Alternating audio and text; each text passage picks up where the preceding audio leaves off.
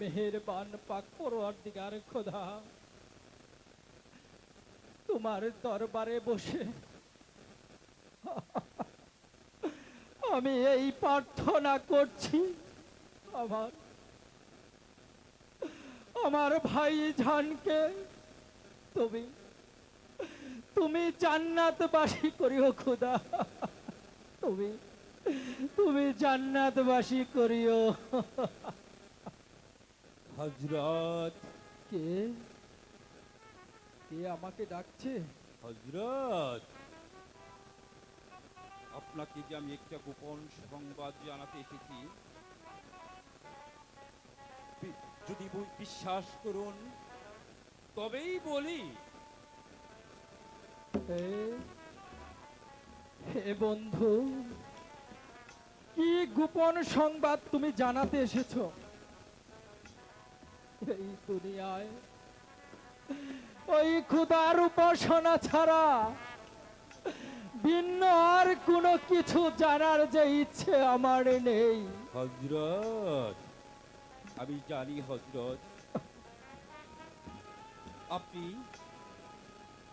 আপনি যদি সমস্ত বিস্তারিত আমার কাছ থেকে শুনেন, অবশ্যই অবশ্যই বুঝতে পারবেন হযরত আমার কথায় আপনার কোনো লাভ হয় কিনা। ভাই সব বলেন হযরত। এই নিশি সময়ে অপরিচিত আগন্তকে এই রওজায় প্রবেশ করা নিষেধ। আপনার যা বলার দরকার আপনি ওই বাহিরে দাঁড়িয়েই বলুন। বেশ হযরত, তাহলে আপনি শুনুন। আপনার দুঃখেই দুঃখিত হইয়া ছদ্মবেশে আপনার নিকটেই আমি এসেছি। ওই এজিদের চক্রান্তের মূলেই জাহেদায় ইমাম হাসানকে ২০ প্রাণে হত্যা করেছে। আমি জানি আপনাকেও যে প্রাণে মারার জন্য চেষ্টা করছে হযরত, এই গোপন সংবাদ এখানে আমি এসেছি হযরত। ভাই সব আমার প্রাণের পূজনীয় ভাইকে ওই এজিদ যেভাবে হত্যা করেছে, এর চেয়ে আর দুঃখের বিষয় কি আছে? আমার আমার এই ক্ষুদ্র প্রাণের জন্য আমার বিন্দু মাত্র ভয় হয় না। আপনার প্রাণের জন্য আপনি ভয় করবেন না, কিন্তু আপনি যদি মারা যান তাহলে কিন্তু আপনার পরিবারের কি হবে আপনি জানেন। আপনি একবার শুধু হযরত চিন্তা করে দেখুন, হাসানের পরিবারের গতি কি হবে হযরত। আপনার একমাত্র হাফিজ পুত্র কাসেমের কি হবে হযরত। এই গোপন সংবাদ দিতেই আমি এখানে এসেছি হযরত। ভাই সব প্রকাশ্য ভাবে যদি আক্রমণ করতে আসে আমি কোনো দুঃখিত হব না, কিন্তু জেনে রেখো আমি বেঁচে থাকতে এই মদিনার একটি প্রাণীর প্রতি যদি কোনো অবিচার হয় তাহলে ওই বিশ্বাসঘাতক এজিদকে আমি কোনোদিনই ছাড়ব না হযরত। সেজন্যই তো ওই শয়তান এজিদই আপনাকে চিরচ্ছেদ করার জন্য আপনি আজই এই রাজ্য ছেড়ে এখান থেকে পালিয়ে যান হযরত। এই যে আমার বিশেষ অনুরোধ। ভাই সব তুমি এত ব্যস্ত হও না, আমার এই ক্ষুদ্র প্রাণের জন্য আমার বিন্দু মাত্র ভয় নেই। আপনার ব্যবহারে আমি সন্তুষ্ট হয়েছি, ওই দামেস্ক কিংবা মদিনায় কি করবে? মাতা মহের নিকট আমি সব শুনিয়াছি। ওই দামেস্কে কিংবা মদিনায় আমার মরণ হবে না। আমার মৃত্যুর নির্দিষ্ট স্থান ওই দাস্ত কারবালা নামক স্থানে নির্ধারণ করা হয়েছে। হযরত, ভাতা, আপনাকে আমি সেজন্যই তো বলছি বারবার, আপনার যে অর্থবল আর সৈন্য সমস্ত কোনো কিছুই নেই, তাই সম্রাট সম্রাট এজিদের সৈন্য আপনাকে আজই আক্রমণ করতে পারে। প্রাণে না মারলেও আপনাকে যে বন্দী হতে হবে। আপনি আপনি এখনই চলে যান, আমি যে আর বিলম্ব করতে পারছি না। আসসালামু আলাইকুম। ওয়ালাইকুম আসসালাম।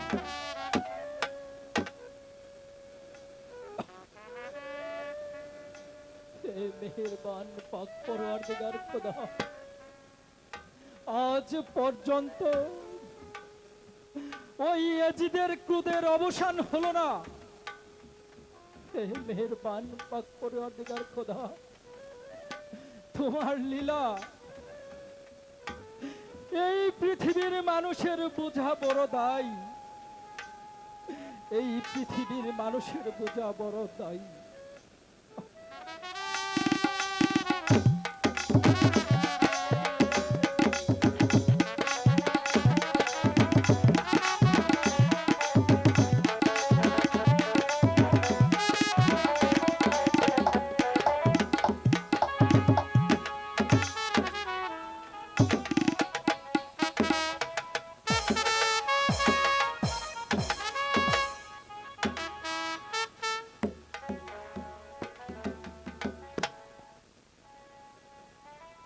মন্ত্রী হামান জাহাপনা, দুধবার বোধ হয়, তবে হোসেনের আদেশ মতে আপনার আগমন। কারণ আমি তো কিছুই বুঝতে পারছি না, এই সিংহাসন যে তার জন্য রয়েছে, কি জন্য প্রভু আমাদেরকে বঞ্চিত করলেন, আমি তো কিছুই বুঝতে পারছি না। জনাব, সুতা হোসেন শীঘ্রই মদিনা ত্যাগ করে আপনাকে দেখার জন্য আমাকে পাঠিয়েছেন। তিনি অতি শীঘ্রই চলে আসবেন। আপনি তাহলে ওই প্রভুর পক্ষ হতে আসিয়াছেন? আমরা আপনাকে প্রভুর ন্যায় গ্রহণ করব। আপনি আপনি বসুন। না, আমি এখানে বসতে আসিনি। আমি আর সময় নষ্ট করতে চাই না। তাহলে চলুন, তাহলে আপনি চলুন, আমরা অন্তঃপুরে যাবো, বিশ্রাম করি। তাই চলো। তাই চলুন।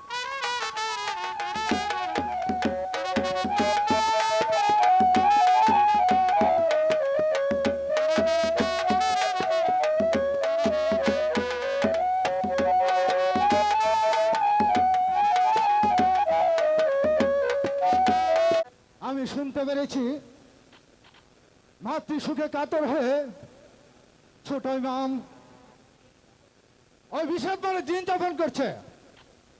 এই সুখে আমি যদি আমার বন্ধুর পাশে না দাঁড়ায়, তাছাড়া কোথায় আমার বন্ধু তোর ভালো হয়। কিন্তু কিন্তু সম্রাট এজিদ পক্ষ রেখে পাঠিয়েছেন, আমি যদি তার কথা মতো কাজ না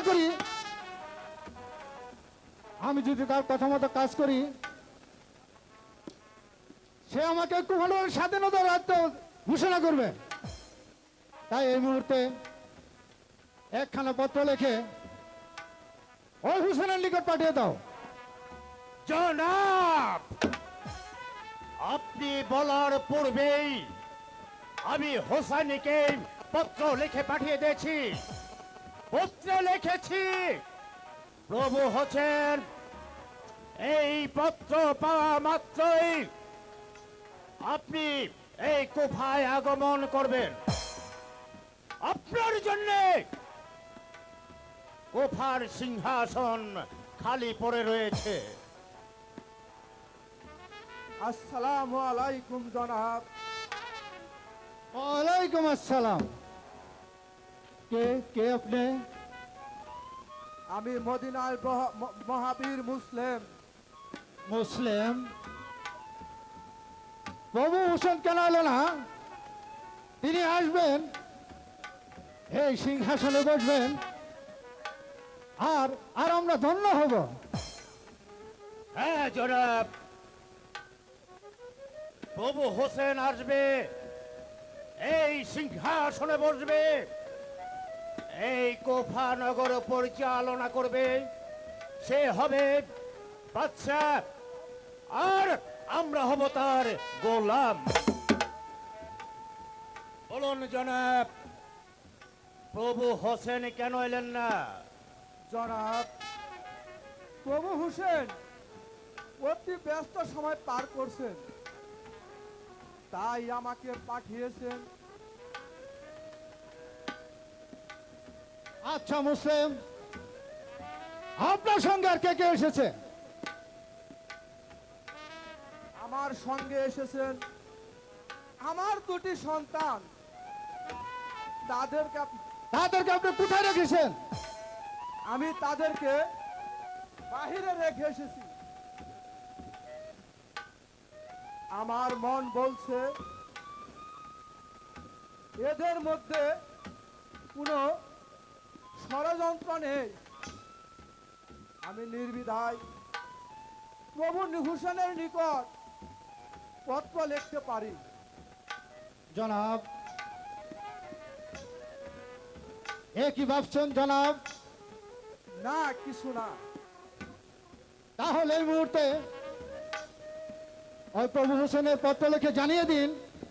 হ্যাঁ জনাব, আপনি যখন এত করে বলছেন, তাহলে এই মুহূর্তে প্রভু হোসেনকে পত্র লিখে সব জানিয়ে দিচ্ছি।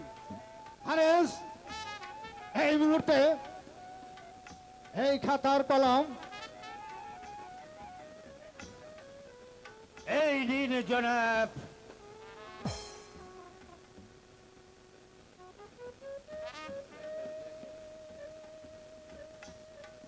এখানে লিখে দিন, প্রভু হোসেন পত্র পাওয়া মাত্রই এই কুফানগর প্রবেশ করে। বেশ, আমি তাই লিখে দিচ্ছি।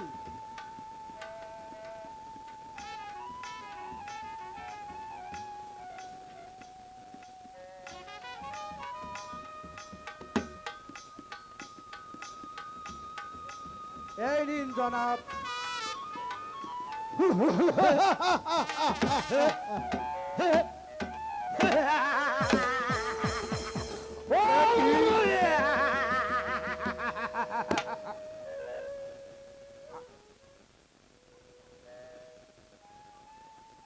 আপনি অমন করে হারছেন কেন?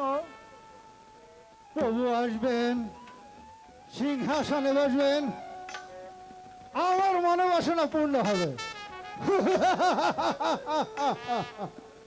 তাহলে কি তাহলে কি আপনাদের ষড়যন্ত্র?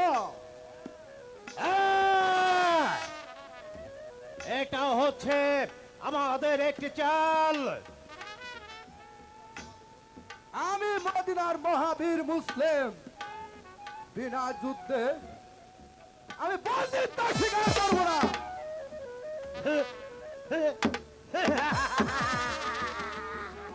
বেশ, তাহলে দেখা যাক কার বাহুতে কত শক্তি। অস্ত্র! তাই দেখা যাক।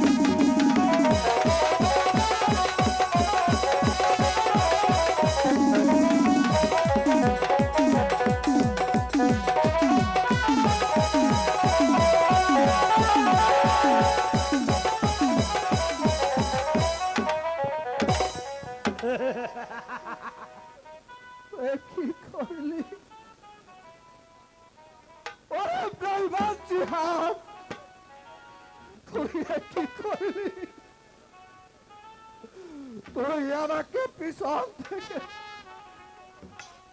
পুরুষের মতো হত্যা করলি। এ মেহেরবান খুদা, আমি যে প্রভু হুসেনকে পত্র লিখেছি, হে খুদা, আমি যে ভুল করেছি। আহ, আহ, আহ, আহ, আমি যে ভুল করেছি, এই ভুলের কোনো ক্ষমা হয় না।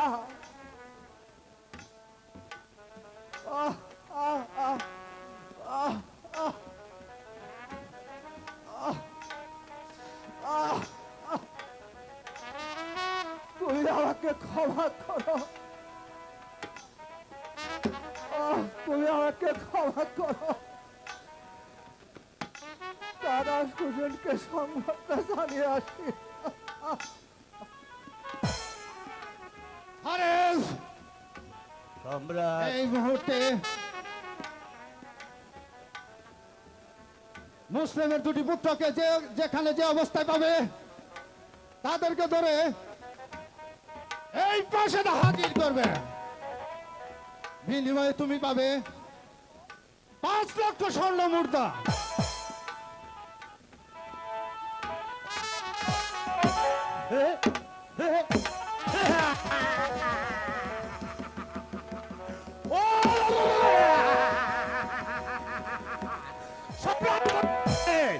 যদি ওই হারেজের দুটি সন্তান, মুসলিমের দুটি সন্তানকে এই দরবারে হাজির করতে পারি, তার বিনিময়ে দিবে আমাকে 10,000 স্বর্ণ মুদ্রা।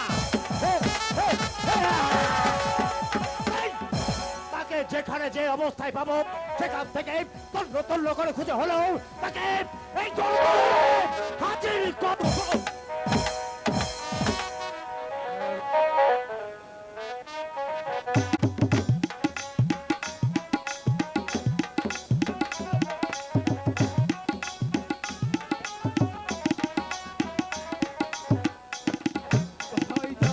বাইরে আমি যে আর উঠতে পারছি না ভাইজান। এই তো ভাই দেখা যাচ্ছে। পানির পিপাসা আমার মুখটা হাহাকার করছে। যেখান থেকে পারো আমাকে এক ফোঁটা পানি খাওয়াও ভাইজান। ভাই, ভাই রে মোহাম্মদ, এই গহীন বনে আমি যে তোকে কোথায় থেকে পানি এনে দিব? ভাইজান, আমি যে আর করতে পারছি না। ভাই, ওই তো দেখা যায়।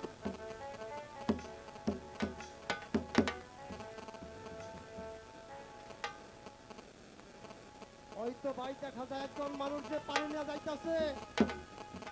যে দেখি তোর জল পিপাসা নিবারণ করতে পারি কিনা রে ভাই।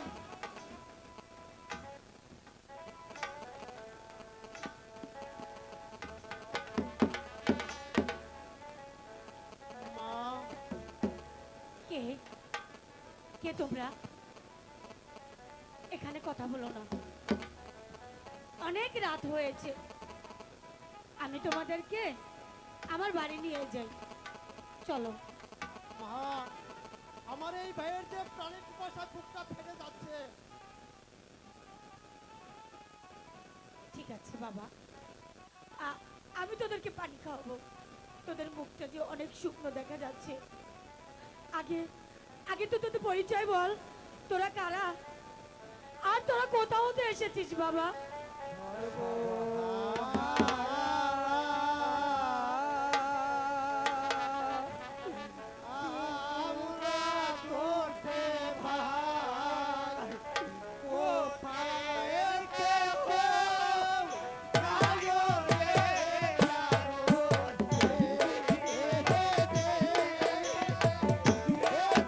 কে কি বলছিস বাবা?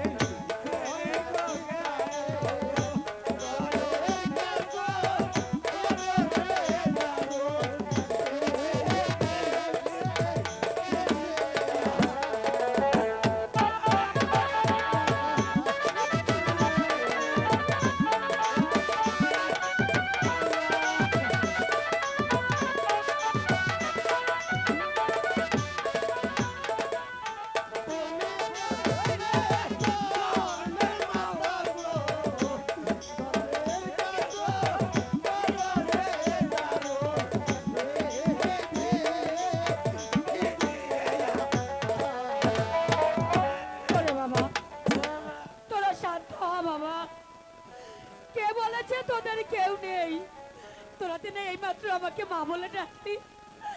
আমি তো তোদের মা, আমি তোদেরকে মদিনা যাওয়ার পথ দেখিয়ে দেব।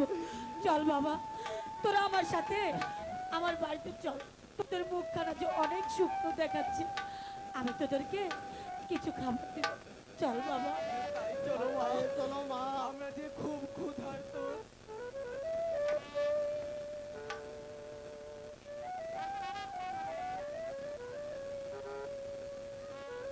ভাই ভাই চলো ভাই, মা যখন পেয়েছি তাহলে আমাদের আর কোনো ভয় নেই।